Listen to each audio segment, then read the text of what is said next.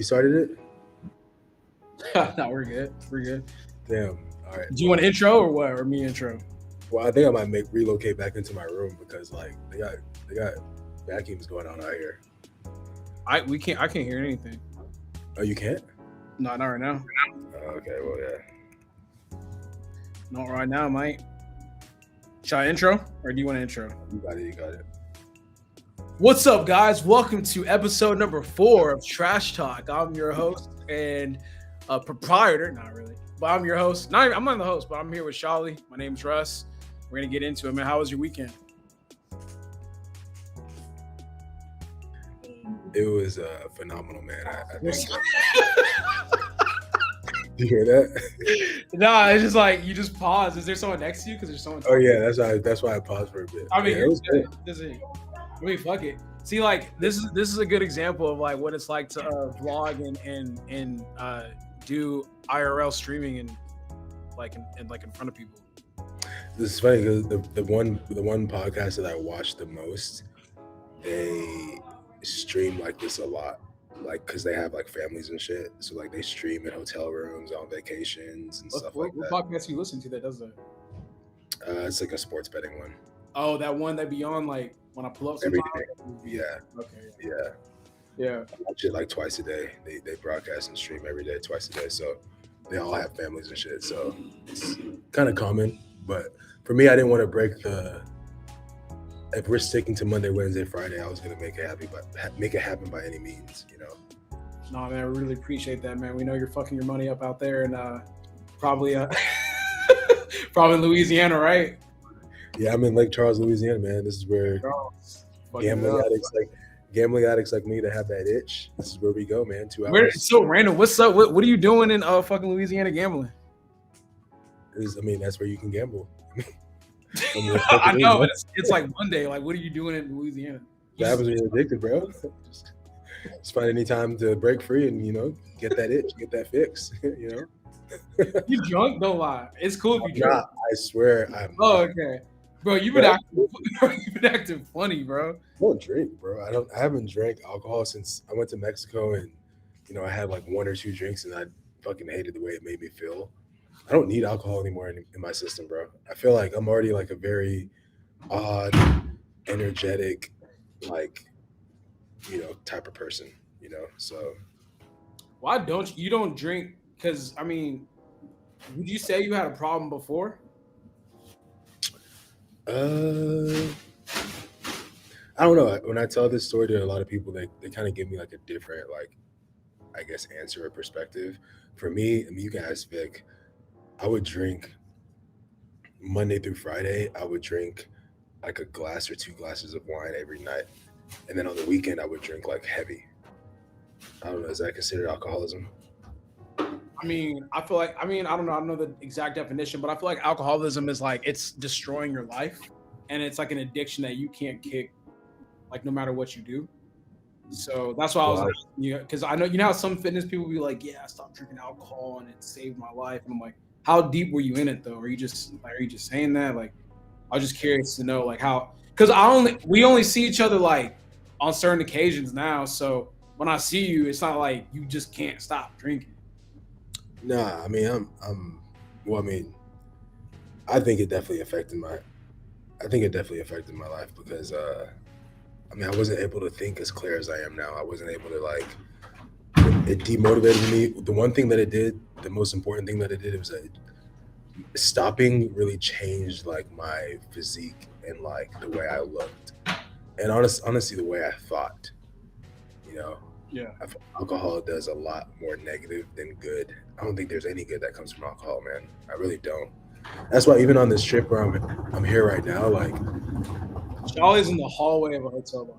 The thought of drinking everything sounds like it just doesn't sound fun to me, you know. Yeah, I don't know. I just feel like because I mean, when I was in Mexico, I was drinking every day, but I also don't drink casually. Like whenever I'm just chilling, like I'd never just have like a glass of alcohol for no reason. Hold on, I'm posting up the link. But did you do anything for Mother's Day? That was yesterday.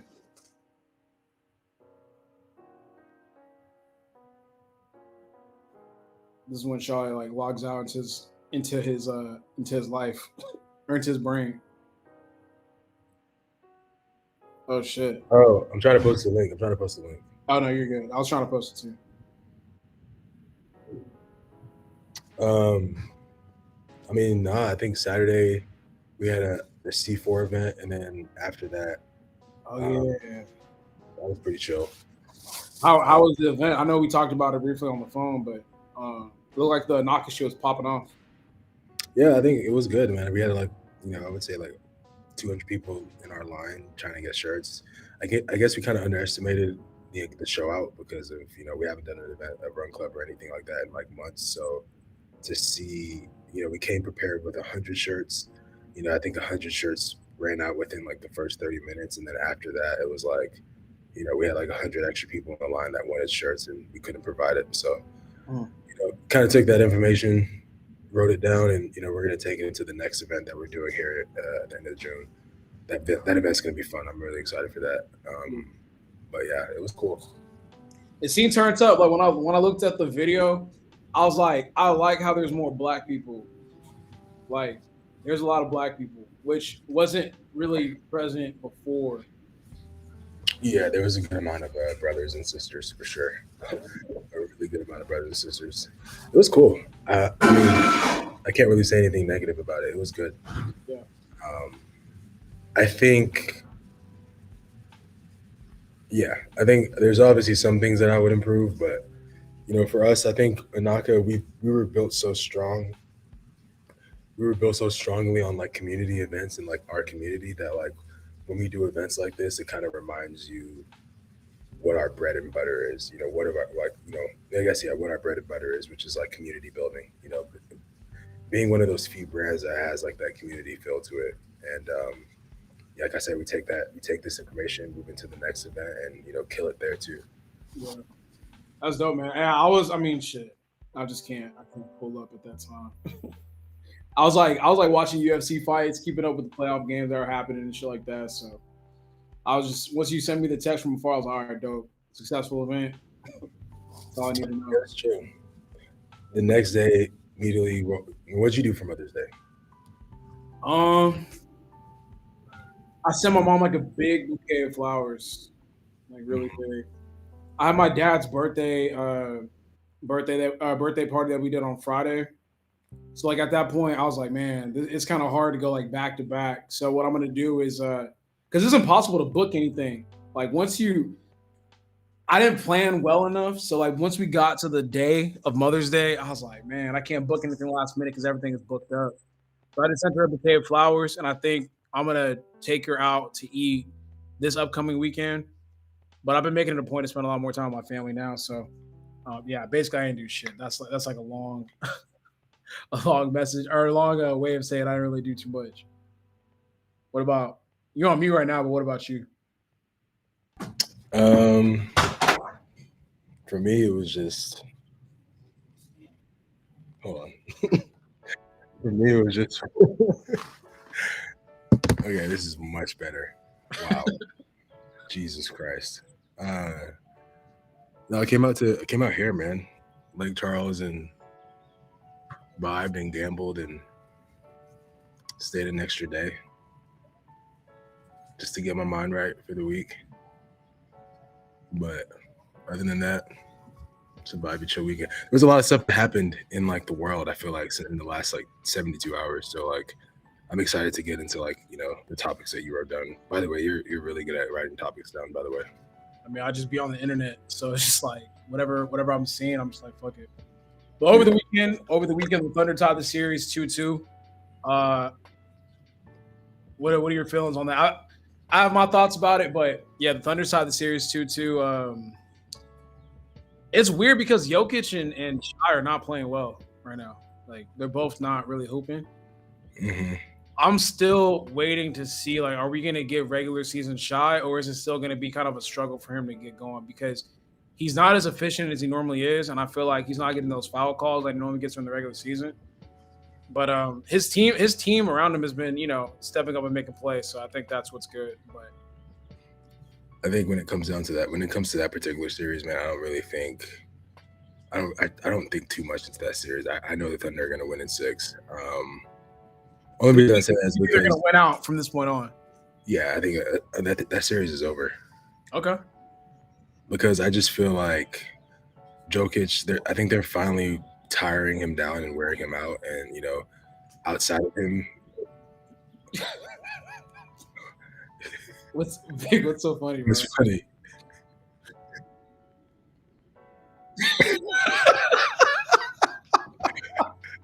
I think like he's just saying the wearing out part.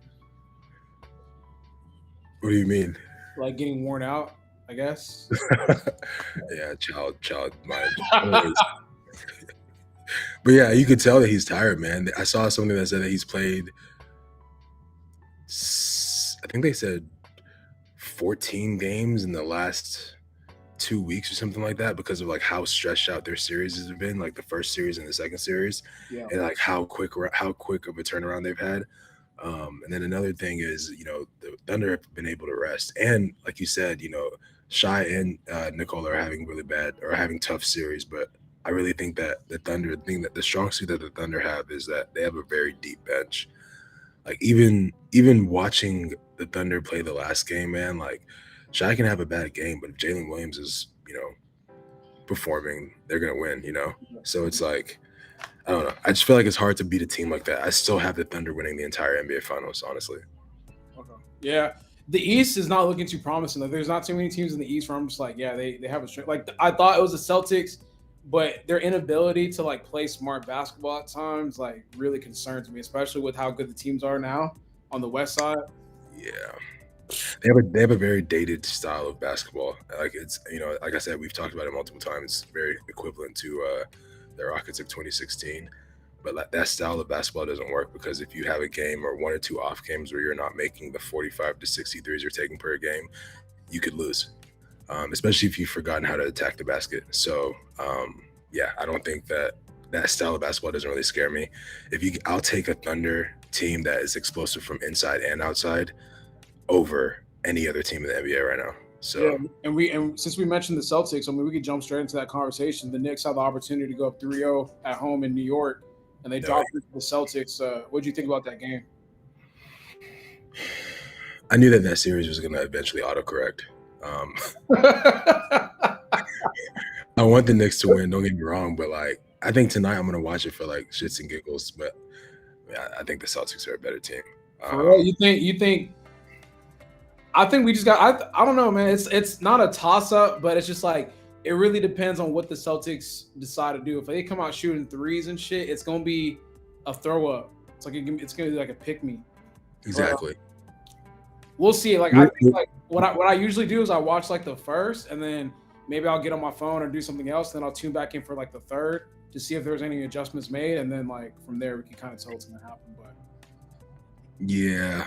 I mean, you said it correctly. I think if the Celtics come out and they're shooting threes and they're missing the game, they're going to lose.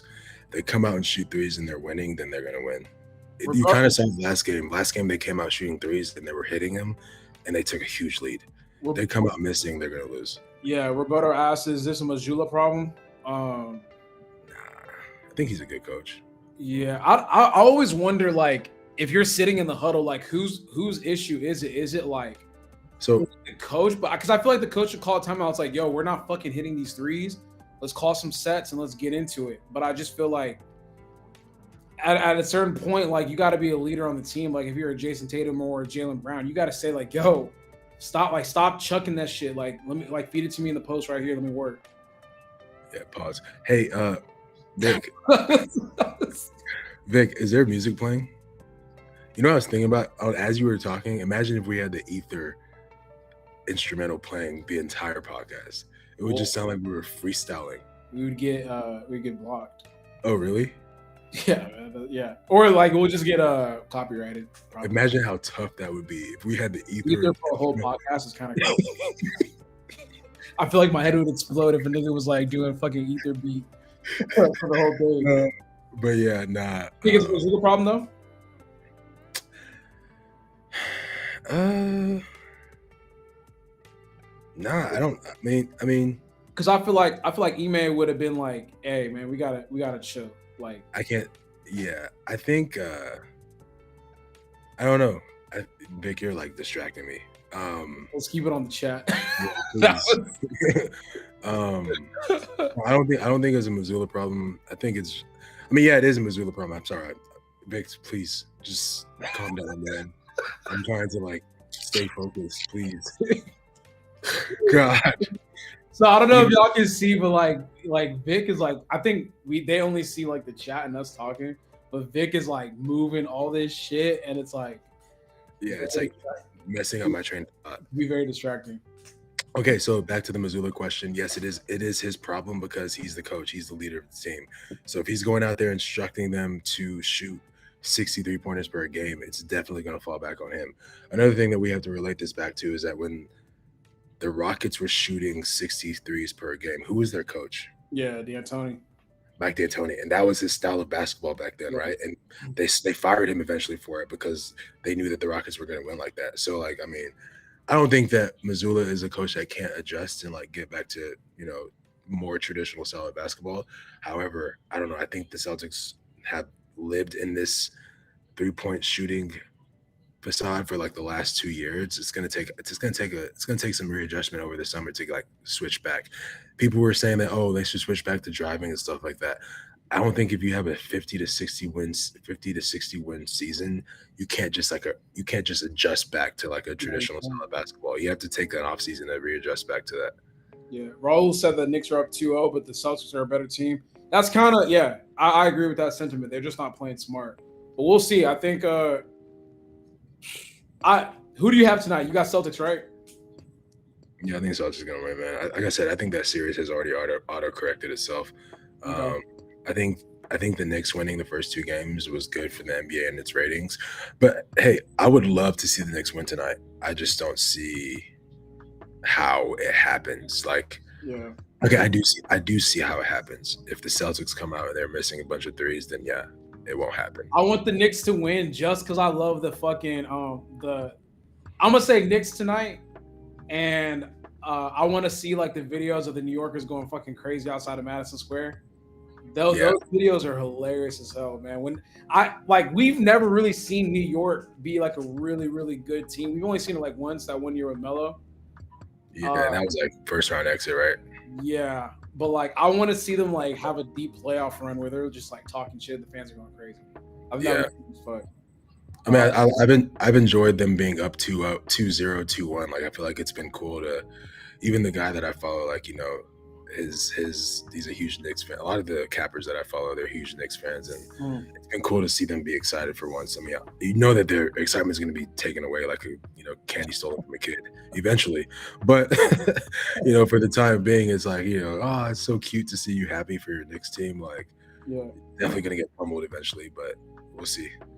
We could briefly talk about the Wolves going up 2-1. It's just kind of boring to talk about them now that Steph is out. Like, it just kind of takes the air out the whole series. Surprisingly, though, went for 36. That's cool. Oh, he did? Yeah, big dunk. Oh, he had 36 that game? Yeah, he had 36. That was great. He had like a lot in the second half of the game. And they still barely won. That's a problem. Yeah, I feel like, I don't know, man. Sometimes you want to believe in the Timberwolves, and I think you just like Ant's personality so much.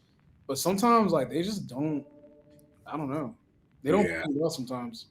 I think tonight, for some reason, I just have a feeling that the Warriors are going to win. Really? I just have this wild feeling that the Warriors. Steve Kerr is a phenomenal coach. I don't care what anyone says. I do question his coaching at times, but I mean, he's won the 4 championships. I haven't. Shit, he's won how many in total? Total, like 10. Yeah, something crazy. He got one with the Spurs. He got a couple with the Bulls. Yeah. So like, I mean, I trust his ability to readjust and to take it tonight. I think honestly tonight, bro, like, people are going to be shocked. I think a lot of people are going to put money on the Timberwolves to win tonight, but I think the Warriors at least cover or win the game. They're still at home. They're still at home in Golden State, right? So like, I don't know. People are like really harping on this Steph Curry thing. You have to remember the first game where he was playing. Sorry, he barely contributed, and the Warriors still won. All you really need is a solid defensive effort, and you need Jimmy Butler to wake up, and you need Buddy Hield to wake up, Yeah. and then you need Dembski and all the other kids. But even when he's not hitting, he still has that gravity effect to where like people are gonna focus so much on him and frees up everyone else. But they've showed, I mean, shit, they could D up. Obviously, you have Dre and you have Jimmy. Yeah. So yeah, you have Dre and Jimmy, so they can lock up. I need to watch their game tonight and see how they are playing, because literally I didn't even watch the other games. So I'm like, why would I watch this if Steph isn't in? Like, it should be an automatic win for the Wolves, which, you know, is a lot. Like you said, it was a lot closer than we anticipated. If Anthony Edwards can't defeat a Steph-less Warriors team, then all that talk about him being the next this, next that, it needs to stop. And I'm saying this from a Anthony Edwards, like, I want him to be the next man up. If he can't be a Steph-less Golden State Warriors, like, they're saying Steph might be out until Game 5. But then again, they said they haven't ruled him out today. So he should not play tonight. Yeah, he shouldn't. At 36 years old, you should not be playing. This is a must-win. This is a must-win if they want Steph to come back and have a chance in this series, for sure. You can't go down 3-1. Like, I mean, that's like automatic L. If they go down 3-1, he might as well just sit the whole series out, in my personal opinion. To be honest, man, if they do go down 3-1, if he doesn't play tonight and they go down 3-1, I have strong confidence that if he comes back in Game 5, they can come back from 3-1 and destroy this Wolves team. That's just my take. I think, yeah, it just depends on how healthy he's going to be if he does come back. Like, is he going to be 100%, or is he like kind of risking it? You know what I'm saying? Yeah, it's a decent injury. But yeah, we'll keep up with that. So you got Warriors tonight or not? I got Warriors tonight. I got Wolves. So I got Knicks and Wolves tonight, and you got Celtics and Warriors. All right. Oh shit. All right. But I'm watching the Knicks game, hoping, and just out of entertainment, just hoping that they do win, because it would be cool to see what happens in the world if the Knicks go up 3-1. If the Knicks go up 3-1, like, that's like, that would be world ending. You forget how many people actually fuck with the Knicks. They just haven't been able to say anything because they haven't been that great over the last couple of years. If the Knicks go up 3-1, even though they might not win the series, that might be a series win for them right there. That might be a championship. If the Knicks go up 3-1, that might be equivalent to an NBA Finals championship. Raul's saying the Warriors are still good because they have Jimmy Butler. They are. I'm not. There's honestly, what it is Buddy Hield stepping up and really filling in the shoes of Klay Thompson. I think that's really like transformed their team, because like, I mean, there's been a couple of games where I'm like, he's never played this. He's been D'ing up too. Yeah, you gotta stop saying that, bro. Oh my gosh, man. He's been sticking them. Is that better? Sticking them on D? No, that's crazy. That's probably crazier. So tonight, I agree with his comment. Warriors, if they have Jimmy Butler, they're good. Warriors and Celtics for me, man. It's gonna be fun to watch. And then I got Wolves and Knicks. What do you think about bro? I swear I really don't be caring about the Pacers and Cavs series, bro. I still have not tapped in for a full game. They got banged on. The Cavs. Yeah, I watched that game yesterday, and funny enough, not funny. Actually, it's actually pretty sad. I put a lot of money down on the Cavs to like blow them out. Oh, that's why you were so mad. Yeah, I was upset yesterday. Bros in the chat saying the Cavs need to sell their team after this game. Yeah. Like, I'll never put money on the Cavs ever again after that last night. And then Donovan Mitchell's out now. They said that he re-aggravated his calf. They tried to say it was like an ankle sprain, but I'm pretty sure he messed up his calves. He's done. It's 3. They're down 3-1, right? Yeah, I think they're gonna throw in the white flag. I think they're gonna. I mean, just Darius Garland's injured. Evan Mobley's injured. DeAndre Hunter's injured. Coco Jones, like, go on vacation, bro. Who's with Coco Jones? Donovan Mitchell. Oh, he is dating her. Yeah, just go on vacation, my G. You had a great year. You know what I'm saying? She had a great year. It just sucks for Cavs fans because this was the same predicament they were in last year. They had a hot season, and then they got to the playoffs and just folded. Kind of reminds me of what you just said. They're kind of like that Atlanta Hawks team a couple of years back where, like, we thought the Hawks were good for a couple of seasons and they choked. The Cavs suck. The Cavs are done. I mean, like I said, I feel like the Cavs are just that team that tried really hard during the season, and like the season's kind of like, I feel like players play like 85%, and the Cavs are playing 100% all year. Mm-hmm. Not saying that they're a bad team. I just never thought they were like a championship team. I was like, it was one of those things where I would have to actually see it. Yeah, I think honestly, I would love to see a Pacers Celtics Eastern Conference Finals. Like that would make me happy, only because the Pacers are solid, man. The Pacers are really solid. So They don't get the respect and the recognition that they deserve, man. They're really good. we really, I think for me, I really need to sit down and immerse myself with these new players because like Halliburton don't do it for me in terms of like tuning in to watch a game. Like I'm not gonna watch it. I'm not gonna watch a Hallie game. I'm not gonna watch a Jason Tatum game either. Like I'm just not going to. It's not interesting to me. Yeah, I mean, if you're watching it for me, I'm watching it from the perspective of like I want the Pacers to win. The thing is, Halliburton doesn't need to go out for the Pacers to win. He's a playmaker for real, for real. So like he'll average like 10 to 12 assists a game, but drop a silent 19 to 20, and then that's equal to a victory. They got Pascal Siakam. They got Benedict Mathurin. He got ejected last game. They have Miles Turner who can knock down the three. And then they have Nembhard.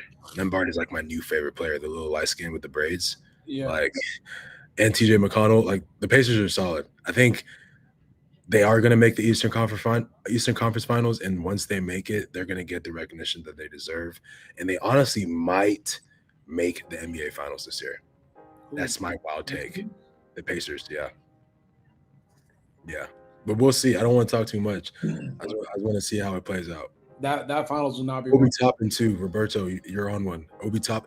The Pacers are deep, like super deep, man, super deep. Think about how they pummeled a offensively strong Cavs team. Yeah, the Cavs had a really bad game, but like for the Pacers to pummel them like that, bro, they have a deep squad. Sorry, emphasis on pummeled, but pummeled is crazy.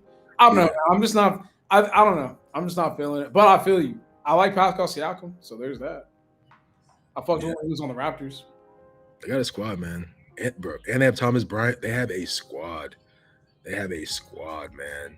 They have a really deep squad. All right, well, it's gonna be a good night of NBA playoffs tonight for sure. But I jumped. I feel like this leans into it because this is stuff that we added towards like the end before we started streaming. But keeping on the NBA, the NBC just made a huge announcement that Michael Jordan is going to be a special contributor next year for the NBC games on Peacock. Are you excited about that, or like the True Goat's coming out and he's going to be offering some type of feedback or commentary? I think he comes back in a sense of like he'll be doing like the special like interviews that they play during the basketball games. I don't think he's going to be commentating during the games. If he does commentate during the games, the NBA must have paid him a bag. But the thing is, he doesn't need a bag. So it's like, I think he's just interviewing. Yeah, I don't think he's going to be doing the fucking. There's no way that he's going to be doing like a whole game breakdown. I think, like you said, he might have a special segment. Like, you know how sometimes the announcers will go, like you said, interview the players and have like a little whole breakdown thing. It's like, yeah, X, Y, Z. He might do something like that, but I don't know. Like an Ahmad Rashad type deal. Like a yeah. You know what? Yeah. That's all I thought about when they said that. Yeah.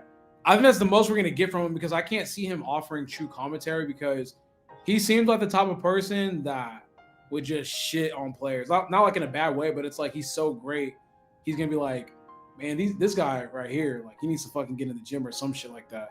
Yeah, I saw that tweet recession indicator of MJ showing up to work. Yeah, I think it's definitely for ratings too. The NBA definitely pulled all the strings just to like get some ratings back up next year because they know that. Yeah, you saw that he's also going to bring back the player intros. Like they're going to include that in the broadcast. I didn't even know they had player intros. What are those?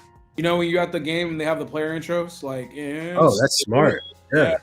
I didn't even realize that they took that shit away with the ESPN and the TNT shit. They gotta also shorten the season, in my opinion, man. The season's way too long. Way too long. 82, bring it down to 65 or 60. Way too long. Man, I disagree with that, man. I just think 82 is too long in this day. If you give us those games, like I'm not saying they got to play at this type of level, but if the refs start officiating the way that they are right now during the regular season, I would tune in and watch those like marquee games or like the big matchups. I don't even tune in to watch the big matchups now because it's just like I know they're not going to be trying hard or playing hard, and I understand like there's going to be some nights obviously we're not going crazy, but I just feel like the product is too damaged right now. That's what I'm saying. The only way to fix it is you shorten the season, bring it down to 60, keep that play-in tournament. Sorry, keep that the what is it called? The Vegas Cup tournament in the beginning. Keep that tournament. Maybe you do another mid-season tournament. You had 2 tournaments, 60-game season. Make every game count. I promise you, the intensity is going to kick back up. You have to. 82. We can sit here and talk about not shortening and whatever, but like 82 is too long. And I'm not gonna lie, these kids are not going to get this love and drive and passion for basketball that there once was. Like we have to like say goodbye to that, man. That's what makes me angry though. It's just like, bro, how come this is the era where we gotta drop the game number when like them niggas was making like way less money but playing way harder before?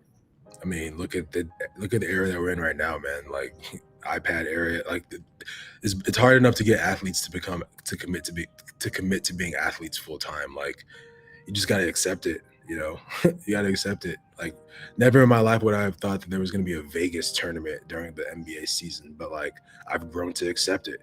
And guess what? It gets the players to play a little harder during that time of the season too. So like, if you can shorten it, make that tournament, and then make another tournament, I promise you, it's going to be 60 games of like intense, you know, lovable basketball for sure. Yeah. So I think we're both in agreement that Jordan's probably going to be doing some type of like special interview segment. Not like, yeah. I don't even think he's going to be in the Charles Barkley role where like he's offering shit like that, like on like after like during the half times of games and then after the game and pregame. No, I think he's just doing like the Ahmad Rashad special segment or like Stephen A. Smith special segment. Like it's not like he's not going to be on the broadcast. I don't even think he has the patience for that unless he's just really bored. You never know. He could be bored.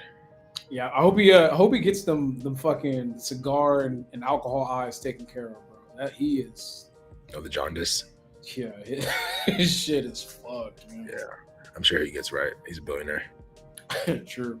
So moving on to the NFL, one of the biggest stories, if not the biggest story, Derek Carr announces his retirement. I wish. Yeah, there's not. What are your thoughts about that? There's not much to say on that because he wasn't like that good. Anytime I see David Carr, I think about David. Every time I see Derek Carr, I think about David Carr. And I bet you most of the people that are watching this or that will watch this, they have no idea about David Carr, but he had a really horrible career. I don't even think he had a shot, man. Those offensive lines that he was passing behind were horrendous. That was just a horrible era for like Houston, but still a legendary time, but horrible era. But yeah, I mean, all I know is that Derek Carr was way better than him, right? So like, you know, I guess it sucks, but hey, at the same time, I'm happy that he is retiring because one, he's paid, and two, I mean, I think a lot of these football players are secretly realizing, you know, he could be retiring because of his shoulder injury, neck injury, but I think they're also waking up and realizing how dangerous the sport is and how dumb it is to continue to risk your life for something that's not worth risking your life for. Yeah, he also made a fuck ton of money. Like the amount of money that he made, he could just sit on that for the rest of his life. I personally think he's going to get into being a pastor in ministry. Yep. He's super big on that. I wouldn't be surprised if he like becomes a pastor in like Louisiana or goes back home to Oakland and does some shit like that. Yep. And that's smart, man. There's nothing. I think once you get that bag, man, there's nothing cool about getting possible concussions and possible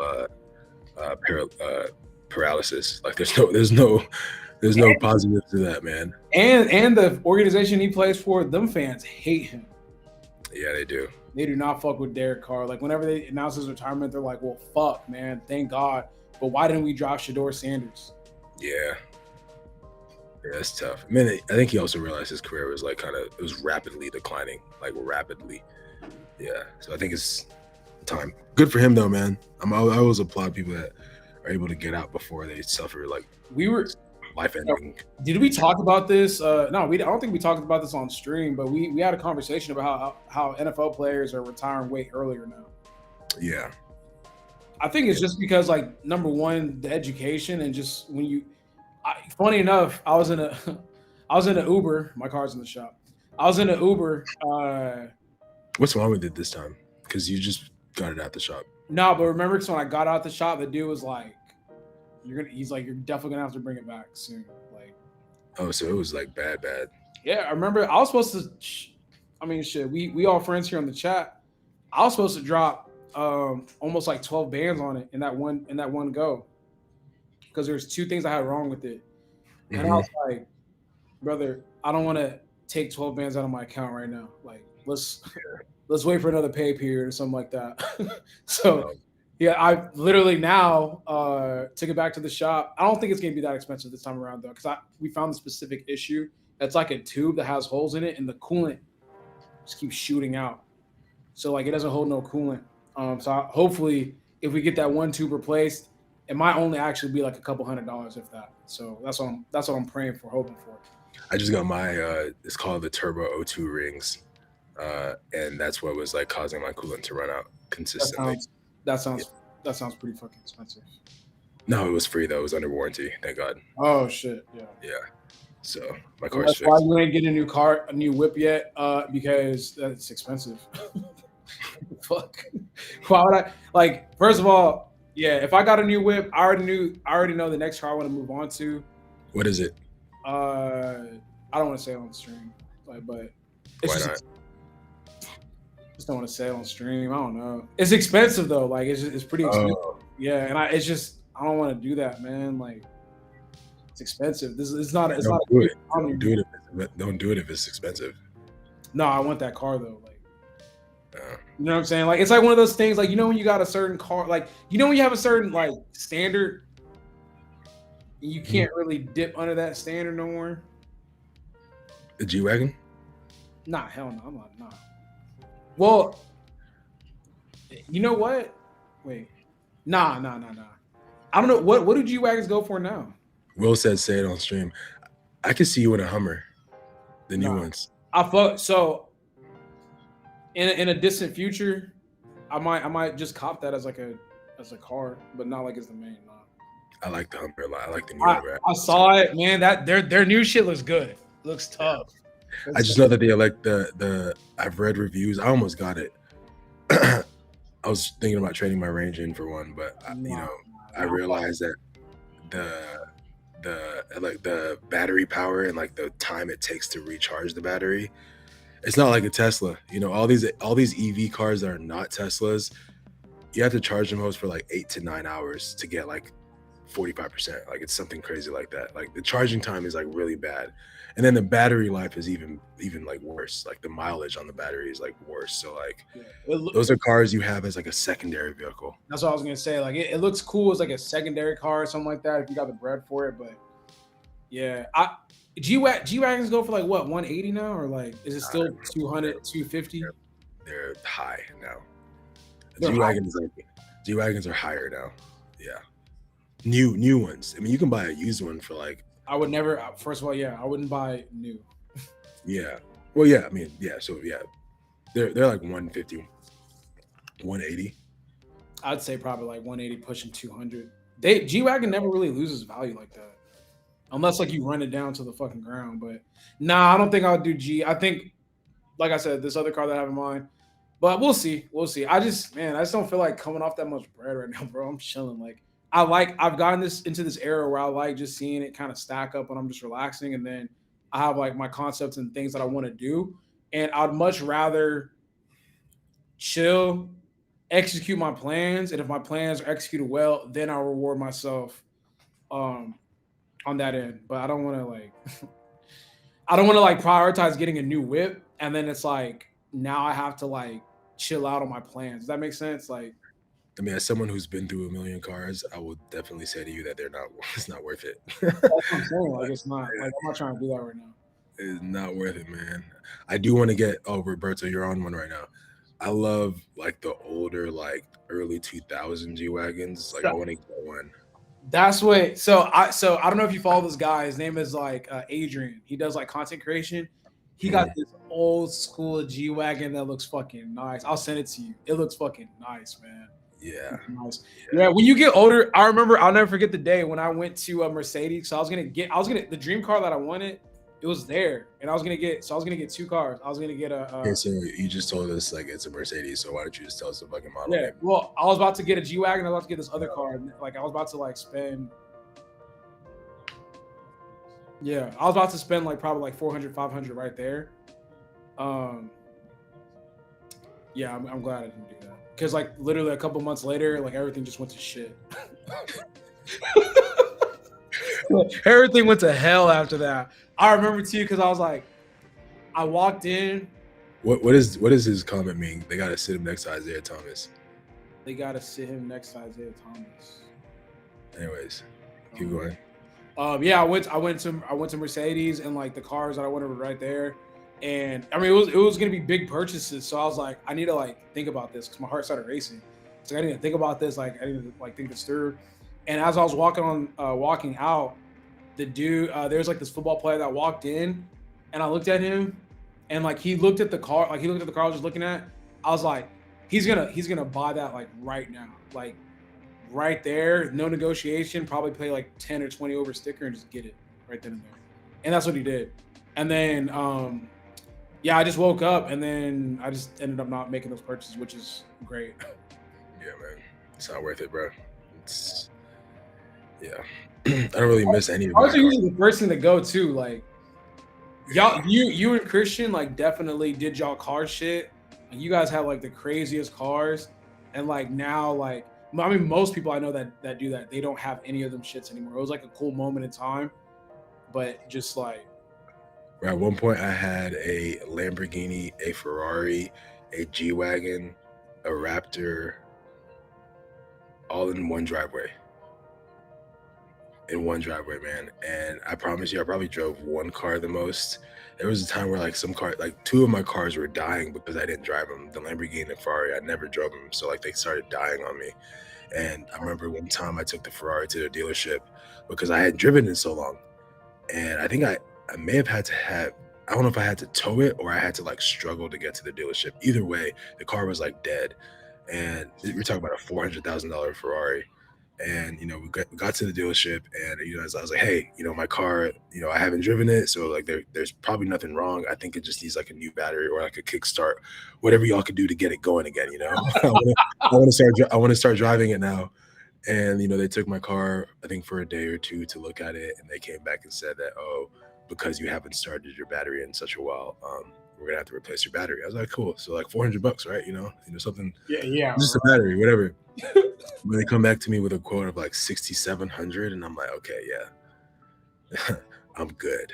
So I just like I weaned your Ferrari too, bro. What's happening?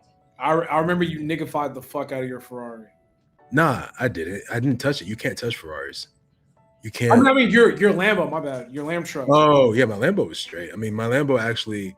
Wait, which car are you talking about? You talking about? I'm talking about Ferrari. Oh, you said Lambo. Oh, I did. Yeah. So your Ferrari, you took it back. They had to replace the battery. Yeah, $6,700. And I remember I took the keys back and I said, I'm not paying that. And I remember like even in the car ride home, like it was giving me those battery issues where it would kind of turn on and turn off while I was driving. And I just kind of told myself that as soon as I got back home, I'm putting this car up for sale immediately. Yeah. And I did that and I was able to actually make money off of it because I barely drove that car. And that was it. And I think that's kind of what kicked off like the moment in my head where I was like, man, these cars are actually stupid. And like I sold that. Then eventually I sold the Raptor. And then last, I think I sold the Urus, the Lambo. And I made money on all three of these vehicles. Why did you niggify the Lambo so bad? It's not, bro. I didn't like niggify it. It was it's a body kit. It's a wide body kit. Ask anyone in the chat. No, I'm talking about the color. Black? Nah. Oh, yeah, there was a phase. So I got, it was crazy. That car actually got, I can't say it all, but I got hit by it really bad. Remember I got in an accident? Yes. Yeah. Yeah, I got rear-ended and like they destroyed that vehicle but brought it back to life. So yeah. But yeah, I had a short phase where it was very like coon-like, where it was like teal. It was a crazy era. I was like, there's no like Shawley has to be joking, man. That was crazy. That color was insane, It was man. like that color. Damn, Will, you didn't say anything. Now you're saying something. I Hey remember Will, was one of when the he first said that people shit in the I chat, asked. we all said, "Nigga, what? What are you Will doing?" was one of the first people I asked. He was like, "Oh man, that shit is tough." Now he's coming out a year later saying that color was Will, that color was crazy, sick. bro. Nah, hell, that shit. I remember you said that shit in the chat. We said, "Are you okay?" We're like, "Damn." Like, but like, I mean, it's your car, so I mean, live your life, dog. We was like, "That is a crazy." It reminded me of the mystery van from Scooby Doo. Bro, you look like you're from Atlanta with that shit, bro. Yeah, Like you're like a rapper or some shit. yeah. Oh, that was an ugly color, man. That That was an shit. ugly color. That But shit. the last phase was in the black on black with the wide body. That was a good little phase. And Yeah, then no, there's the Lamb truck and then the Ferrari. Them hoes was cold. The Ferrari was like matte black, right? yeah, that was probably like my favorite car I've ever owned in my entire life for sure. Yeah, but I just feel like, man, cars like if you got if you got like one of those like high performance expensive cars, You got to be able to pay yeah, when yeah, it's. I feel like it's cool, but I couldn't imagine like maintenance costs. Something goes wrong with it. The amount of times you gotta drive it. Maybe if you travel for a little bit, it's gonna get fucked up. Yeah, Will, I agree that the Porsche was cold. Like the green one. green one, I fucked with that one. Yeah, You didn't like it? I loved it, but it was just not a daily. It was just like a race car. Like imagine being in Houston potholes and like Nah, like everything you feel fuck, like is just fuck no. yeah. It's not feasible. Like, so what I'm thinking about is like what do you do with those cars, man? Like when people remember when Roman had his Lambo? Shout out to Roman Empire and George. But He still remember, has it. nah, hell no. He sold it? Hell yeah, he sold them shits. Yeah. Really? Yeah. Bro, so when we talked, he drives like a TRX. No, he doesn't even drive that. He sold that too.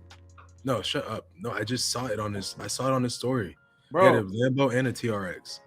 Shawley, nah, man, he been sold. When he just had it Nah, what are you talking about, George? from Roman Empire. Yeah, we did a pod. I did a pod with him like last year or 2 years ago, damn near, and he's like, yeah, bro, I've been sold those. He's like, I got a family now. I can't drive like.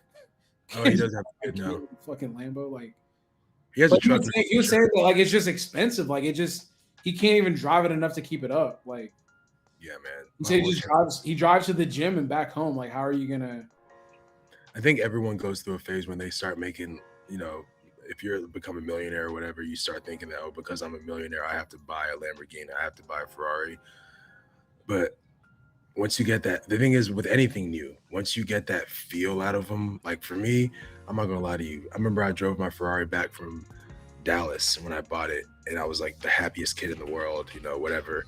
And within 2 weeks, bro, I lost all excitement for that vehicle. I was still stuck paying an insane car note for a vehicle. Are you comfortable saying how much you were paying a month for that, or what? Are you comfortable saying how much you paid a month for that? No, I'll never be comfortable saying how much. I'll never be comfortable saying how much I paid a month for that, because that's actually a part of my life I want to etch out of my history. Yeah. No, I never will be comfortable. That was just that. It was stupid. It was just really stupid. And you see Hayden Snyder. He's buying all these cars now. That's a fleet. Yeah, but think about it though. And this is only like 1% of America, maybe even less. I mean, they're like $1 billion. I'm pretty sure they have a lot of money. I mean, I don't. They're doing very fine. They're doing really right. I think you should only buy vehicles like that when you're able to buy them outright, and it doesn't even bother you. Yeah. But also too, like he seems like he's a collector. Like he's getting into that collector realm where it's like I'm buying these cars because it's more so like just a collection, not so much so like I give a fuck about the maintenance and all that kind of shit.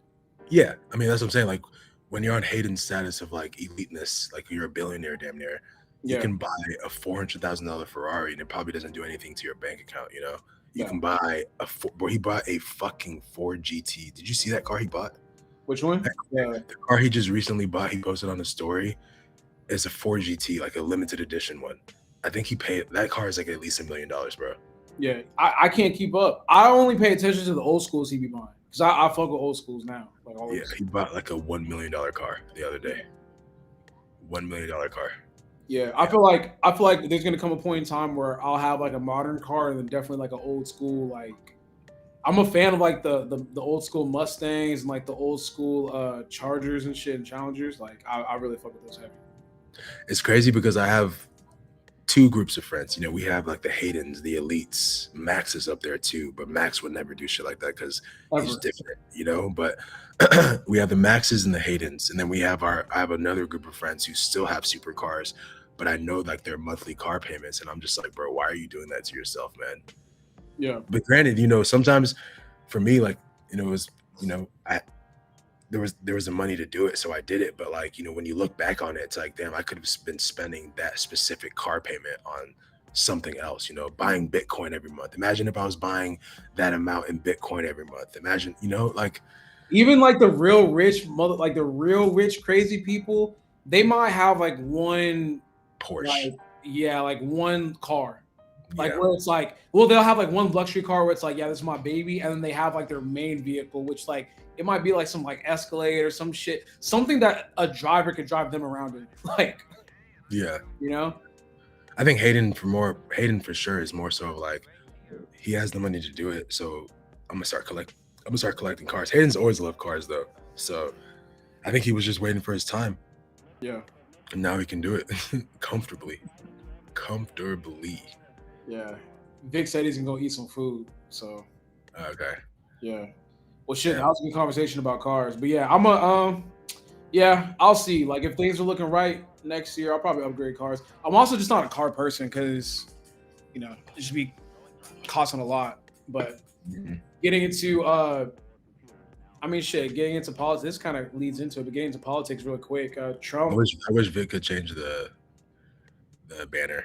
I don't know if he's he's like completely gone, but getting into politics, Trump struck a couple deals while we've been off. I think he struck a deal with the UK maybe Thursday or Friday, and then he struck recently a deal with China. I'm still kind of waiting to see like what exactly is in the deal or what it entails, but allegedly the tariffs should be coming down in the next. Well, actually, before we jumped on the stream, let me see if I have it in my favorites. I saw a post, but it didn't really specify the percentage amount. Yeah, so at first, when we first saw the announcement, it was supposed to be within the next 90 days, they'll drop tariffs from China down to like 30%, I believe, from like the 145 or whatever it was at. Oh, okay. I did hear. I just had a financial meeting before this pod. Someone said 30%. Yeah, but then, which is interesting here, they said, let me see if I can find it. Oh, so yeah, Trump is going to officially maintain the 120% cheap goods tax on China, hitting Shein and Temu. Temu or whatever the fuck. Yeah, Temu.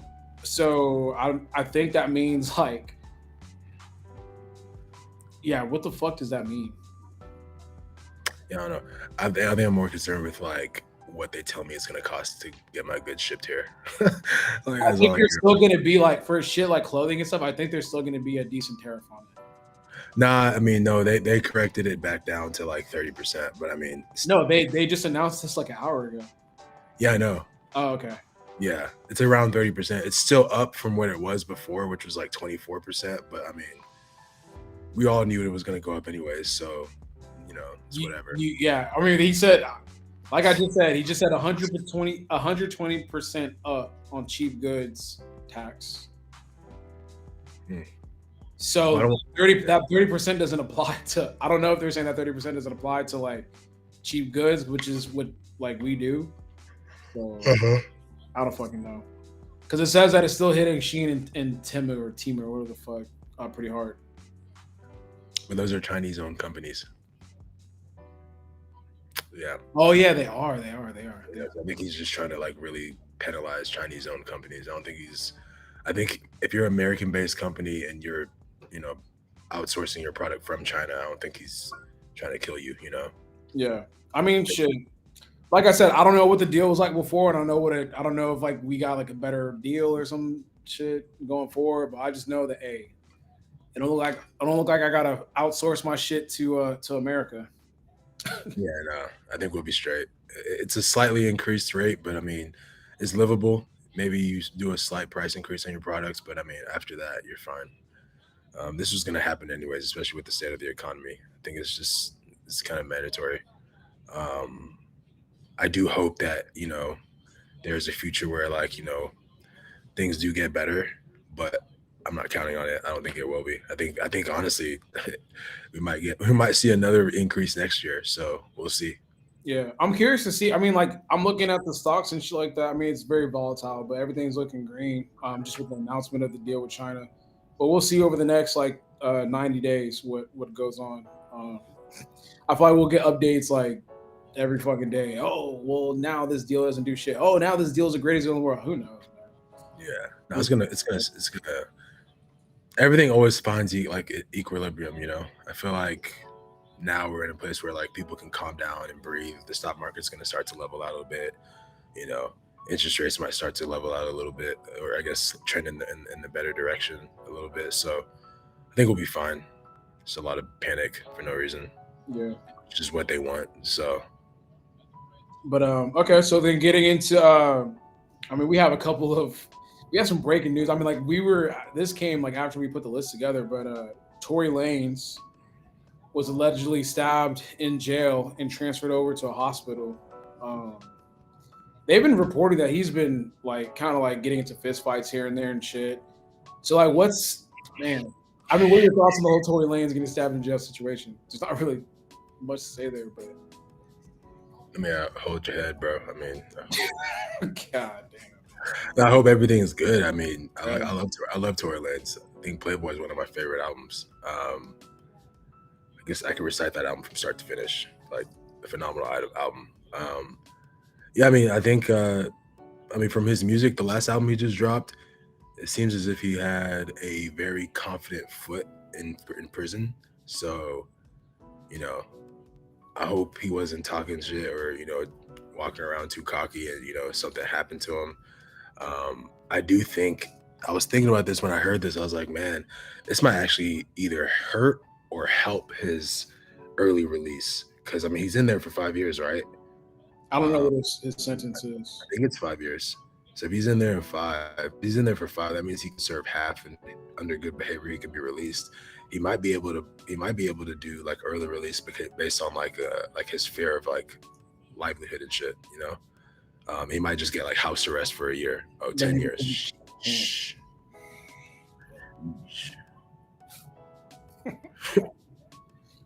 I just can't imagine. I just can't imagine that life, man. Oof, man. God bless his soul. I can't be in prison for a day. I can't imagine a year, and I can't imagine 5. Like 10. And just like with his personality and just like how he moves, I don't know. It just seems like he's subject to violence in there. For me, it's like to go from a lavish lifestyle, penthouse, Rolls Royces, whatever you want, whoever you want, to being in prison. Like It's like a that 10 is by 10 cell, right? huh? They're usually like a 10 by 10 cell. Yeah, I mean, yeah. I just think being confined behind walls for after going like Diddy's been in jail for a year, right? He's been in Close to, if not, yeah, something like yeah, that. like damn, like to go from a billionaire who can do whatever he wants whenever he wants it to like 10 by 10 walls, that in itself needs therapy. Like you need some Yeah, side of some I remember they psychological. were reporting that he was struggling at first, like he just couldn't do it. Which I mean, like, rightfully so. I mean, shit, having that big of life adjustment that fast is crazy. And you're in that cell by yourself. Like they don't have no one to sweet talk you, or make you feel better. Like you went from lavish to 10 by 10.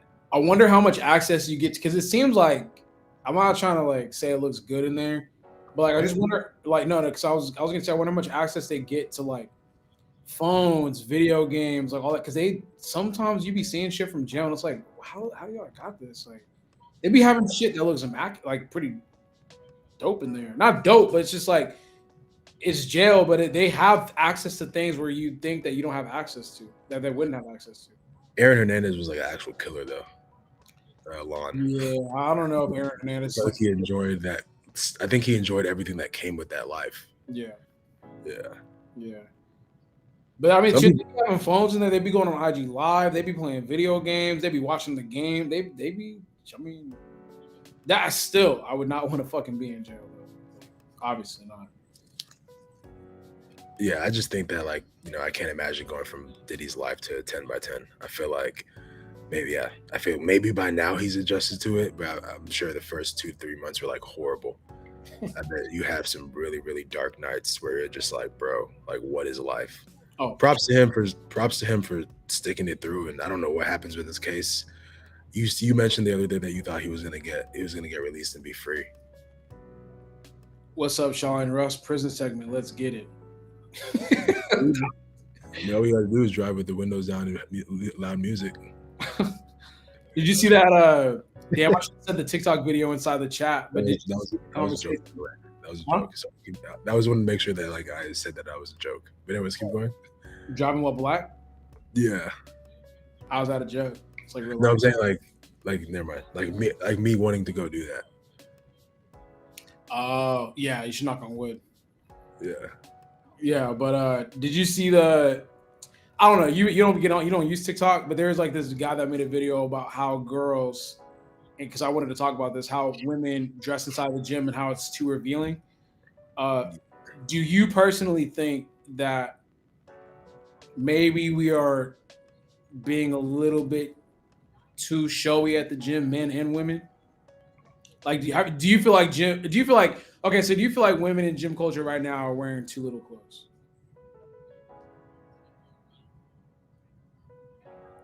I mean, I don't really. No, I'm trying to give like the best. Oh, answer. okay. I don't really. Hey, chat. Let us know too. Y'all can chime in too, because we don't want to be like. Yeah, I mean, I feel like the chat probably goes to the gym more than I do because. Yeah, you can explain your whole gym situation. Yeah, I work out in my garage, or I go to a very mature, like, adult workout HIIT class in Houston. Rarely do I go to Alpha Land and work out. Mhm. And when I do go there, I do notice that, like, women gym culture has definitely slimmed up a bit to where, like, the clothing is very close to non-existent. But I feel like it was kind of like that when we used to go all the time, right? Or has it just got? I mean, I don't know. I think for me, it was more so of a shock to see that this is what certain people wear to the gym in this day and age. I think that's like the shock for me is there, but I don't know. I think men have always been, I think men haven't changed. I think men, if you're working out at a garage gym or outdoor gym, it's very standard for a man to take a shirt off and work out, whatever. Yeah. But for women, it's always kind of been like that. Yeah. Yeah, it's always been like that. So it hasn't really changed for men. But for women, I do think it's weird. I mean,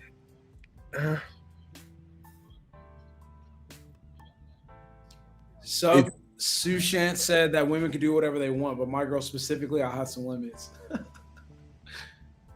For sure. Yeah. What happened? What'd you say?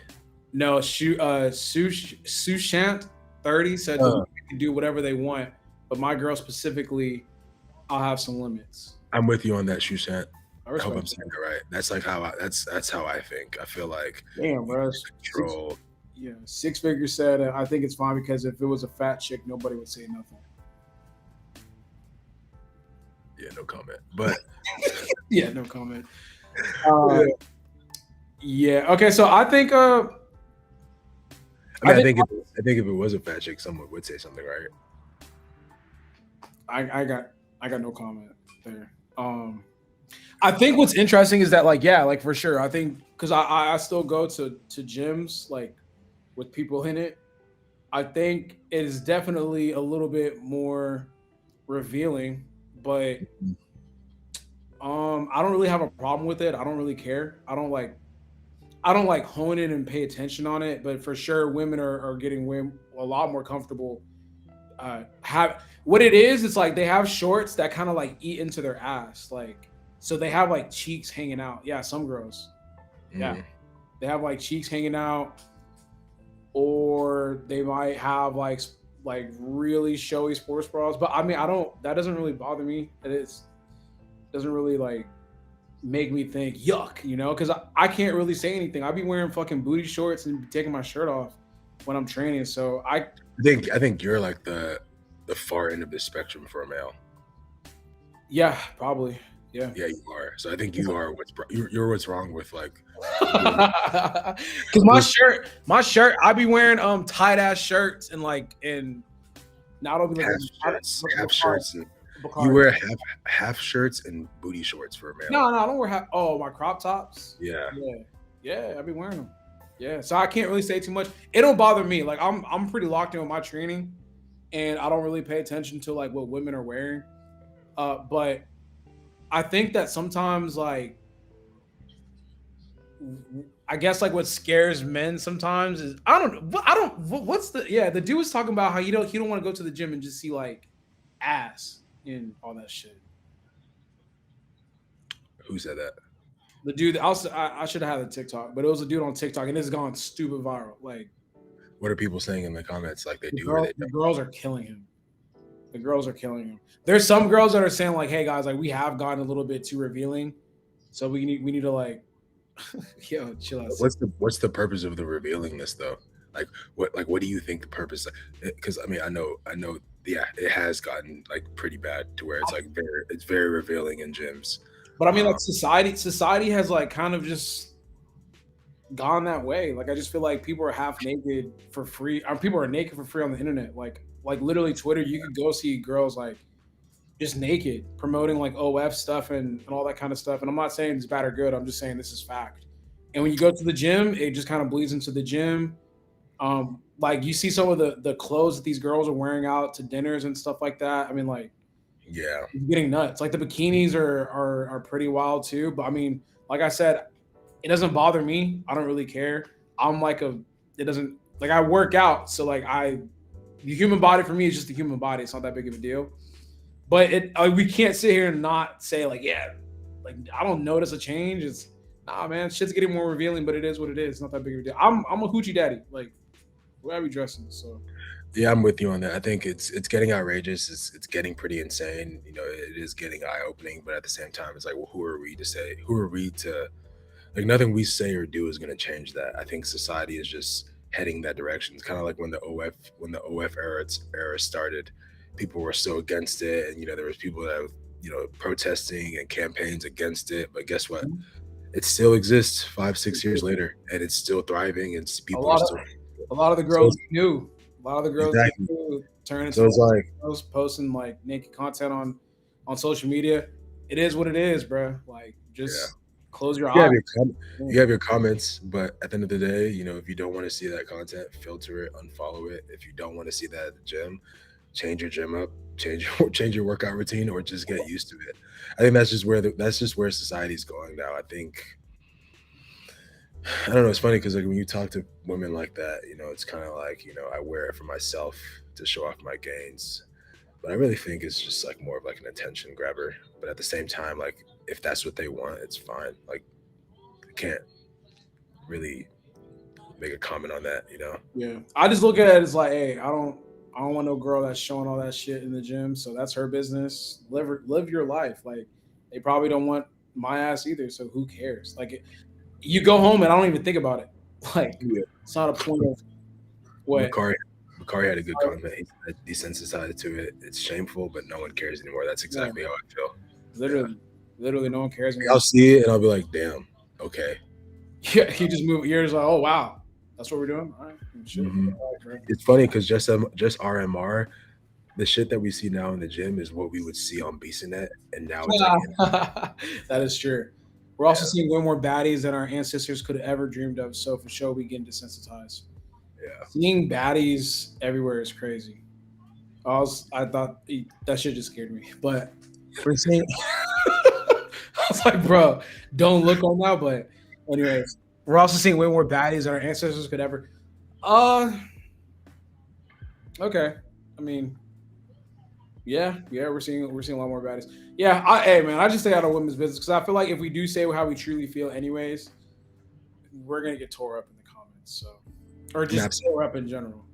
I've said how I truly feel. I think it's crazy. I think it's wild. Well, I'm saying if even not how we truly feel, because this is how I truly feel, but we said opposing views anyways. We would get fucking cooked. But staying on the woman topic, Jaden Daniels' mom is in the headlines again for constantly. I think there were like video of her like getting out of an SUV with Jaden, her, and then another woman, which is like really interesting. Would you let your mom have that much control over your dating life?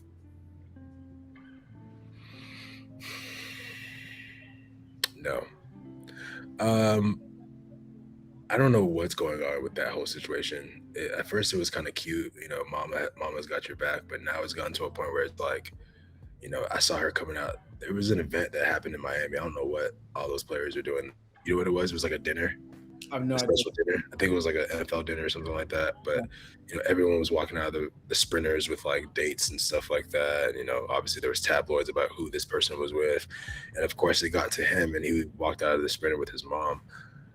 I don't know. I think she means well, and I think she's definitely protecting her son from doing what 99% of these players do, which is have 12 different baby mamas. But I think she means well. I just think that maybe she could mean well from a different, maybe, I mean, I don't know. Maybe he wants her to be there. Maybe he wants her to be at all his events and all his functions and, side by side. Like, I don't know. I think it's kind of weird, man. I don't know. I don't understand that whole thing. I really don't. Like there was that video where he was talking to Juju. I don't know. I mean, like all we have are videos and shit. It might just been they could have very well just been kicking it and talking shit, and they made a big deal because there was one clip where it was Jaden Daniels and Juju. Then all of a sudden, his mom was sitting in between both of them. Yeah. I don't know. I don't know if he was trying to mac or if she was trying to mac or whatever. But it was just like the optics of it. It's like, I don't know. Because for me, I think my mom liking whoever I'm dating is very, very important, but she can't dictate who I date. That's kind of crazy. The pro about it is that, I think it's cool to have a mom that you're cool enough with to be comfortable in settings like that. I think that's pretty dope. But also, too, who knows how – I don't want to speculate, but who knows how – like some of those parents that just like they insert themselves in their child's life whether the child likes it or not. Yeah. I don't think that's their situation. It looks like he fucks with his mom heavy, but it feels like it though. From the outside looking in, it feels like that's what's happening. Yeah. It feels like she's forcing herself into his life to one, protect him, and then two, like, who knows? Maybe there's some other reasons why, but it does feel like that. I do fuck with the concept of she's protecting her son from like, potential demons. Yeah. But there's a lot of demons out there. I just couldn't imagine like I'm trying to go on a date with my girl or a girl I'm interested in, and it's like I don't think his mom is doing this, but like like my mom has to be at the dinner too. Like that's kind of crazy. Actually, that's very crazy. It is getting strange, but I won't comment on it because she means well. I'm sure she means well. For sure. I won't comment on it until I see something that like. You know what?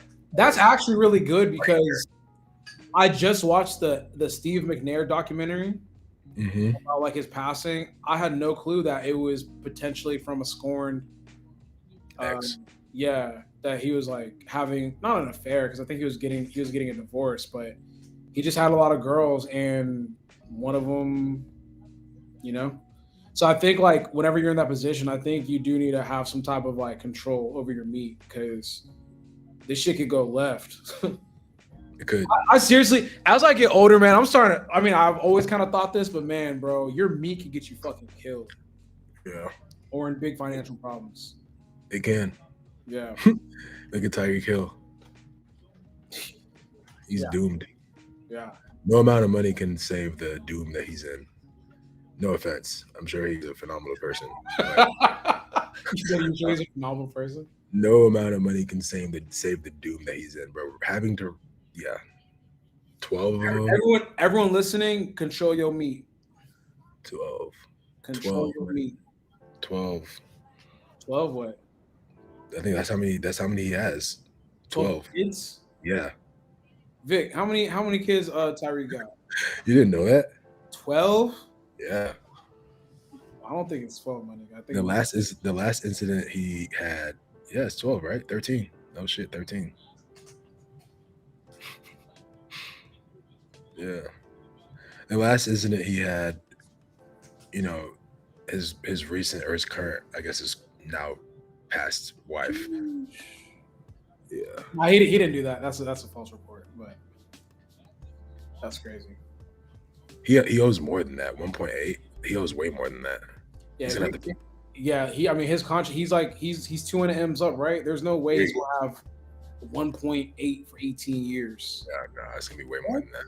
I think I saw a report that he said he wants to pay the 10 million up front. Nah, that's I saw it too. It was funny, but that I'm pretty sure that's cap. Yeah. What else we got here? Okay, here's an interesting conversation because we've talked about this. Supporting black businesses. Do you find it difficult to support black business? This is like the topic I was looking forward to the most today. Oh, okay. Yeah, let's talk about it. Yeah.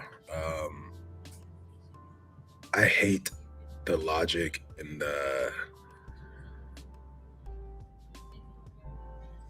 I don't even know what the word is. My mind's going blank, but I hate the what's the word I'm looking for, Russ? I don't know where you're going with this. I know you're going with it, but like I hate like the president, is that the word? That expectation, maybe? The expectation, maybe. I don't know what the word is, but I hate the note that like because you're black, you have to support black business. I just think that is like the most flawed way of thinking because like, you know, just coming from someone that remember that one summer we used to like try and go support black businesses in Houston and stuff, like go to restaurants. I still do that for sure, but yeah, I know like we were making a very heavy conscious effort for sure. Yeah. Okay, now brother, tell me out of those black establishments that you supported, brother, out of 10, how many were actually solid black establishments you would go back to? I still go back to them today. Okay, well maybe you just had a different experience than me. Yeah, I've lived under the support black business thing for a bit. I had a little short tenure in my life where I did that, and I was disappointed with a lot of the black establishments that I went to. And I think a lot of people build business based on being black owned and expect to be supported by the black community because they're black, without doing the proper research and work, R&D, into making sure that their business is good to be supported by anyone. And I think that ideology is so flawed now, and it's bad because like, you know, when a black person starts a business and it doesn't succeed, they automatically blame it on the black people not supporting them.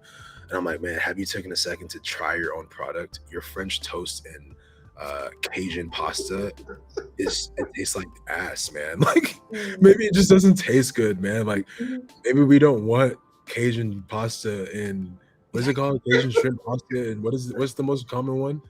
Lamb chops. Yeah. Maybe we don't want lamb chops and Cajun fried pasta, man. Like maybe we want rice and chicken. I don't know. It's just like, you know, for me, and just coming from me from the heart. The moment and I won't say this about every black establishment, but the moment I walk into a restaurant and there's those padded purple seats, the padded purple seats that aren't comfortable, but they're like very velvet padded purple seats. The moment I walk in and sit down, I brace myself for a ride. Yeah. I imagine myself being those seats that I'm in that are uncomfortable. It's a roller coaster. I now have to strap on my seatbelt and experience everything that I've walked into. And it's, you know, there's a good chance it could go left. There's a good chance it could go right. I'm saying that because, like, you know, I've learned to just support businesses that are just ran correctly. You know, I don't think that because you're black owned or whatever that you deserve my automatic like full-time support. Yeah, I might, you know, usher out some support right off bat because I believe everyone deserves a shot and an opportunity. But if that first shot I'm given or the first shot that you're given and it just fails for me, I may not come back.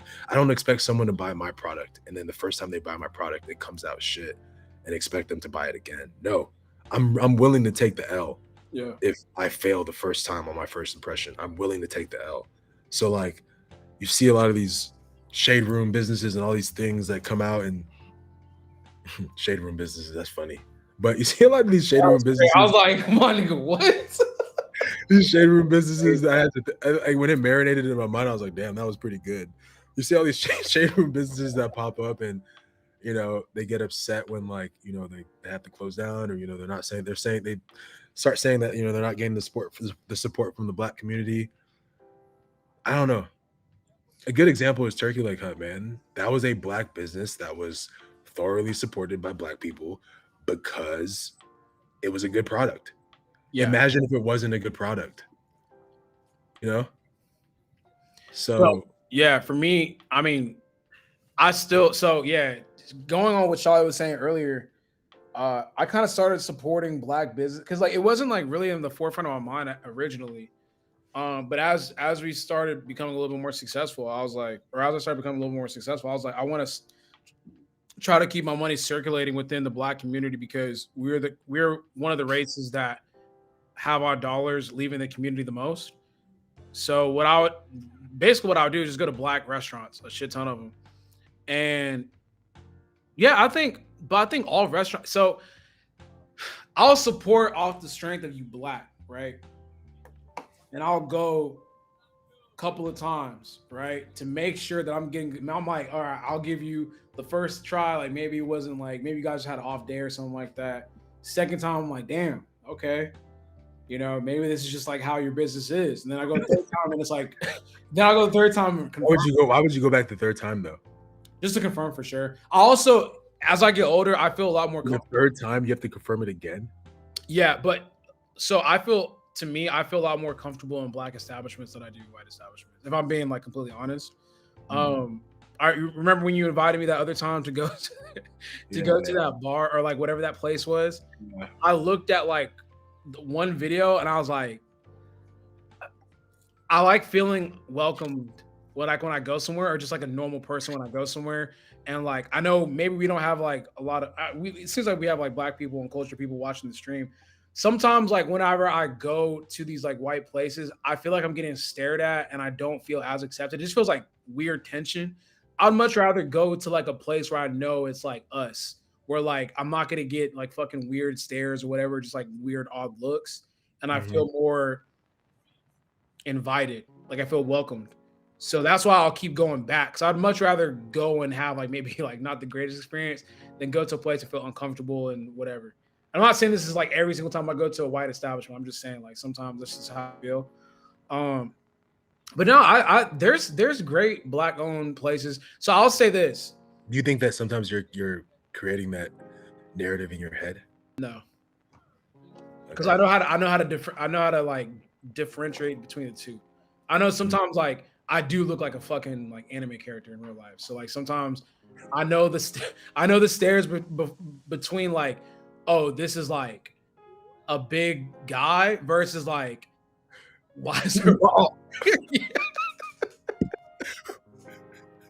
I grew up in Sugar Land, Texas, bro. So like I grew up around white people. I know the difference. Like I'm not uncomfortable with white people. You want a banana? Huh? Yeah. Yeah. Like you feel like sometimes they're talking to you. Like when you guys make the eye connections, like you want a banana? Like no, not even that. Like it's just more so like, why are you here? Yeah. You know what I mean? I don't like that feeling or that experience, or just like feeling like, yeah. I'm trying to think. When was it? So we can say it. I don't care. I mean, I'm gonna say it if I can think of it. When was the last time you went to somewhere and you felt like you felt like they were saying to you, you want a banana? A couple Sundays ago for me personally. Where'd you go? I can't remember the name of the restaurant because it was so like just by happen chance, but it was off of it's next to Uchi out here in the Heights area. So when I went in there, it was like just like really like kind of like uptight white a little bit, and I looked like I was like dressed. Had I known that's where we were gonna go, I would have dressed differently. You fit the stereotype. Yes, and I felt wildly uncomfortable. Like I just felt uncomfortable. Like I was like the only Black person there. I just felt the air thicken a little bit. It felt very uncomfortable. When was the last time I felt like that? I don't know. It's been a while. I'm not gonna lie. I haven't experienced that in a while, and I think it's because society, at least the society that I involve myself in, whether you're white, black, Asian, whatever you are, like I feel like the society that I involve myself in, they don't really think like that, like the old school way of thinking. Um, and I also think that the people that are racist, I think they migrate very quickly. So like if they notice a spot is being like taken over by us or like Hispanics, they go and find another spot quickly. So Yeah. like, we may not even know of that spot yet, but when we find out, they've already planned the next. So I also just don't frequent those locations as often. So like the places I go to, they're like typically they're more wavy or they're just super like welcoming in general. So I don't go to those spots where I'm like, I know I'm finna be uncomfortable. Like, there's a couple steak restaurants or like really, really nice restaurants you go to where like I don't great know. example, Toulouse in Houston, when it first opened, it was very like, not us. And then recently it's become more us and other ethnicities. And you can start to see that, they've already migrated to Yeah. another Or establishment. or like the club culture. Remember how the club culture used to be on Main Street and in the Heights? Yeah. Really bad. Like When, shit like when, that. when we take over, it's a wrap. Yeah, like I remember one time, man. I mean, the stories about like pulling up to club. I mean, like it's like cardinal rule number one not to wear Jordans like in the Yeah. club, even though our Jordans cost way more than the fucking Nike running shoes that motherfuckers be getting in with. And it's like you getting held up at the door because I got like $1,000 pair of Jordans on versus like a dude walks in Nike free runs right next to me. It's like, bro, what the hell? Nike runs that look like they've been ran, like they just ran the marathon. Played in mud, bro. Like I'll never forget. Remember that one time? I know. I remember the exact moment, man. We pulled up to a bar in Houston called Clutch, and Russell was fitted in a very nice fit. It was me, Russ, Max, Christian, all of us. Alex was there too, and Russ was wearing I think you were wearing the Jordan 3s, True Blues. Nah. I think I was wearing some ones. Oh, okay, once. Either way, the guy looked at everyone's fit, and looked at him and looked at Russ and was like, "Heck no, like you can't come in." And I think some dude pulled up next to us wearing like the old nice Nike free run like twos. Oh, Yeah, bro. he was wearing the purple ones with like the pink laces. Bro. I'll never forget that. There's this other time too when it was so the way there's this one night, it was like me, you, Alex, Max, and I think Matt and Josh. And like we were going out to the club. No, maybe not Matt and Josh. We were going out to a club and he didn't let me in because my jeans were ripped. Then this nigga next to me walked in, bro, jeans were just distressed. And I was like, yeah, man, this is that shit I be talking about, bro. But From working the other side, I will say this, and it's sad to say this. When I used to work at a club in Houston, I already know I'm not gonna lie. When I used to work at a club in Houston, man, and they said this in front of my face. They didn't care that I was black. I was a bouncer, and they told me that like there was a limit on the amount of black people I could let in that night. Isn't that crazy? No, it's not crazy because I mean yeah. And I would let a few in that would dress nice, and then sometimes they'd get past me, and then once they got in, they got kicked in by like the head bouncer. They got kicked back out, and I'd be like, man, I tried my best, bro. I don't know what to say, and sometimes they would come up to me and say like, hey, we've reached the limit of we reached the limit for tonight. That's it. You know what's funny? You know one of my favorite restaurants to this day to go eat at is still Juliet. I love Juliet though, and I'm also really good friends with the owner. Like I think they've done a great job of like. It's not just like a nigga spot. It's like every spot, everybody spot. He's done a great. No, it's definitely a black person spot. It is for sure. But you see a lot of whites. Nah, I mean like a little bit, but like it's definitely black, and I love it because obviously like you can't just walk in dressing any type of way. You got to dress nice. But when you walk in, man, they got R&B music playing. They got like a bunch of us in the room. I feel comfortable in situations like that versus like going to some place and it's just a bunch of like, I don't know. I just feel uncomfortable in those situations. And I feel like it's not even so much the dress code. It's just like the the way that people look at you, or just I don't know. You don't feel like you're being judged. Yeah, as much. Yeah. He just opened up a sushi spot in Houston that has the same vibe. It's R&B and like I'll go. it's Tell me the place. I'll pull up. send it to you. It's really nice. Bungalow is. I've only been to Bungalow once, so actually I can't speak too much on that. Bungalow's solid. The thing is, man, like well, the Warwick. You know we the vibes are good. Remember when they didn't let you in with the Warwick? Yeah. Remember that was a crazy moment. Like you pulled up in the Ferrari and the dude was like, he watched you pull up in the Ferrari and like all you had was a shirt and whatever, and he goes, "No, you can't come in." No, it's actually the same. Yeah. I was like, this is at what point? And it was a black dude too. I was like, come on, dog. Yeah, I remember that. That was when me and Alex went to go eat at Nobu after. Yeah. But there's this they rebranded it to something else. Oh, it's not Warwick no more? Nah, they changed it. Of course. Yeah, I'm gonna go fade it though. Wow. That place is good too. I've had a couple good dinners there. Like I said, I rotate. Like I try to spend black when it comes to food. So like I'll do I don't know if Chopping Block's probably not even owned by a black person, but I don't know. It feels black though. When I went to the restaurant, it felt black as hell. Chopping Block? Yeah, I don't know if it's owned by a black person. It definitely is. Yeah, I used to do Turkey Leg Hut a lot until they closed. Yeah, I mean, shit. I like supporting black businesses just because the food is good, the vibes are good. They're to my personal taste. I think my final statement on this is that like I don't support black businesses because you're black. I just support good businesses, man. I can usually tell off of like an Instagram. I mean, we live in an era now where you're able to preview certain establishments based on Instagram and stuff like that.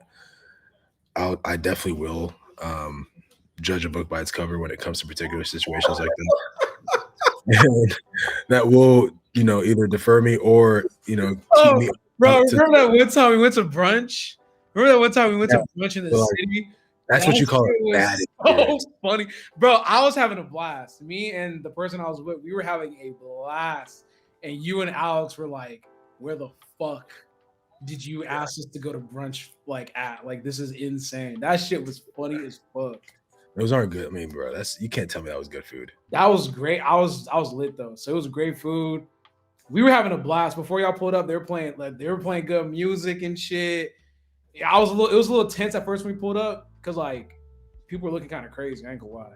Yeah. But once I got a couple shots in me, a couple drinks in me, we was vibing. And there are some spots that are too black. Yeah, for sure. I mean, for me, yeah, I have my limits too. Like, what's that? Is it Prospect Park? What's that? Yeah, absolutely not, bro. What? One time I went there for someone's birthday and I was extremely uncomfortable. Have you been to the Dome? That new spot in Houston called the Dome that has like a basketball court in the club. You've seen it. Oh, okay, like, okay. You make a 3-pointer and you get a free bottle of Class A Azul. Okay. And there's a bunch of like dudes in there like us that look like us that are like pouring. They're buying bottles and they're just pouring it. They're not even drinking it. They're just pouring it on the ground. That doesn't seem like fun. Remember there was a bottle off where like it was on TikTok. It was trending where like these two groups were buying bottles and they were pouring unopened, brand new open bottles of Class A Azul and just like having like a bottle off. That doesn't seem like a thing I'll go to. Yeah, but that's what I've definitely been to some place where I'm like, I don't feel comfortable here either. How do you feel about camp? Oh, my bad. That's where I went. I think is camp it's next to Juliet or close to Juliet, or is that Prospect? The camp is kind of close to it. Prospect is kind of close to it as well. No, there's another place. Man, I went to some place. I felt it was a bunch of niggas, man. Like I was like, it was like hood. Like I was like fearful. I was like, man, I don't belong here. It was a great time though. Funny enough though, I need to. Yeah, those usually the best times, but you just have to be really. Now that I think about it, it was a great time. But I was like in my head thinking, I'm like, bro, I don't like this feeling, but it was lit. Yeah. But yeah, I'll just say this to close it out. I fuck with I do support because they're black, and depending on if the product is good or not, that'll determine how long I'll support. Like if it's fire, I'll keep coming back. If it's mid and it's not good, you won't see me back there too often. Mm-hmm. I think some of the last topics. Let me scroll back up. Some of the last topics. I don't know how much you want to talk about because I did watch the documentary about And One. That show was really good to watch. But Mhm. I don't know if you want to talk about that whole And One mixtape tape era and what you remember about that. If you didn't watch that, I don't know. It just seems like a weird conversation if you didn't watch it. The documentary on Animal Mixtape. Yeah, like the Untold Stories on Netflix. Yeah, I saw that like a year ago though. Oh, for real? Oh shit. Yeah. Yeah. I don't know. I just watched it recently. I was like, man, like it makes me think about like first of all, the whole and one explosion was crazy. I think there was like a lot of good business stuff that I learned in that documentary that I want to implement, but it was crazy how influential that mixtape or the and one mixtape era and like the street ball shit was to culture, like in general. Like the video games, how it influenced the players in the NBA, all of that. It was definitely an era in my life where I wanted to be a small, short era where I wanted to be an and one player more than a NBA player. But it was like very short lived, maybe like 2 weeks Yeah. of me buying the video game, playing the video game, realizing it was boring, and then realizing that like, I love the NBA. But yeah, there was definitely a short era where I was wearing tall tees, baggy pants, and I didn't even notice that Vince Carter wore the sneakers when he did the dunk contest. I didn't think about that. Yeah. No, but it was a crazy era. It's just crazy how fast that era came and went though. It was like a balloon. Yeah, they were ran by some people that were just doing them wrong left and right. They didn't make any money off of that, and they were popular. Yeah. I remember I would stay up super late to watch and one mixtape in my room. Like, after my mom told me to go to bed, I would still stay up and watch it because it came on at like 9, 10 p.m. on a school night. I think it was like every Wednesday. So yeah, man, that was a good era, man. A lot of them, they didn't make any money, bro. So there's not really much that came from that. Zero. Yeah, I mean, yeah, I just watched it and I was like, this is a good oh wow. Never mind. Okay, I can't see that. But nothing. But yeah, I mean that's pretty much all the topics I got, unless you wanted to address something towards the end as we close out. Nah, I want to say, huge shout out to them. I love that the chat was super active today. If you're in the chat right now and you were on the chat, or if you're watching this video, please, I think I like this time better. For real? Yeah. Someone asked, Six Figure said, didn't the turkey leg owner go to jail for burning it down? Do you want to give him? Yeah, we're not talking on that. Never mind. Yeah, I'm no. I wish I hope they bring it back. Probably never coming back, but no bad juju on this side, brother.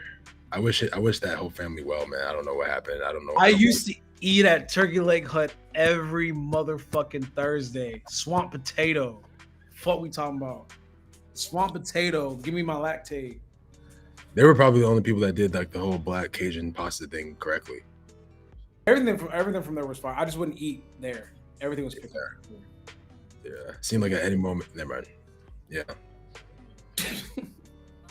Definitely, it was a hostile environment to eat there for sure. I never ate that, but you were saying I ate there once because they had like it got packed to a point where they had tents outside, and you would have to eat in the little tents outside. And that's when I was like, yeah, I'm never coming back. Pick up. Ever tried like a hurricane, like the black drink, the hurricane? I did. All I did was swamp potato or the Cajun pasta. Okay. Yeah. And get you, or the turkey leg when it falls off the bone. Yeah.